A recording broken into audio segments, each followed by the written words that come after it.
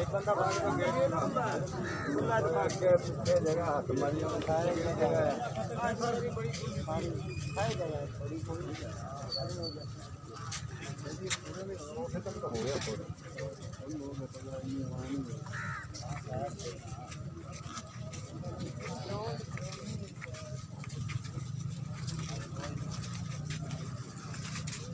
अब